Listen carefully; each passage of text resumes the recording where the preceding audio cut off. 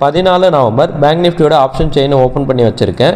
இதில் வந்து பார்த்திங்க அப்படின்னாக்கா மார்க்கெட் வந்து இன்றைக்கி 91 புள்ளிகள் பாசிட்டிவில் முடிஞ்சிருக்கு. பட் ஆனால் கால் ஆப்ஷனுடைய அட் த மணி -10%, புட் ஆப்ஷனுடைய அட் த மணி வந்து பார்த்திங்க அப்படின்னாக்கா +2% வந்து முடிஞ்சிருக்கு.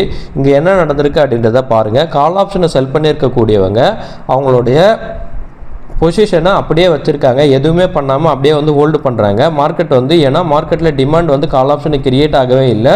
ஸோ மார்க்கெட் வந்து ப்ளஸில் போனாலும் கூட கால் ஆப்ஷன் வந்து பார்த்திங்க அப்படின்னாக்கா -10%ல் டைம் பிகேவில் க்ளோஸ் ஆகிருக்கு. பட் ஆனால் புட் ஆப்ஷன் வந்து மார்க்கெட் வந்து பாசிட்டிவில் மேலே போகுது. பாசிட்டிவில் மேலே போனாலும் கூட புட் ஆப்ஷனை செல் பண்ணியிருக்கக்கூடியவங்க மார்க்கெட் வந்து கீழே போயிடுமோ அப்படின்ற பயத்தில் ஆட்டோமேட்டிக்காக அவங்க வந்து வாங்கிட்டே இருக்காங்க. அப்போ வாங்கும்போது வந்து பார்த்திங்க அப்படின்னாக்கா ஆட்டோமேட்டிக்காக பை பண்ண மார்க்கெட் வந்து புட் ஆப்ஷனுடைய ப்ரைஸ் வந்து பார்த்திங்க அப்படின்னாக்கா ஆட்டோமேட்டிக்காக ப்ளஸில் வந்து க்ளோஸ் ஆகிருக்கு. அப்போது புட் ஆப்ஷனுக்கு மார்க்கெட்டில் டிமாண்ட் இருக்குது.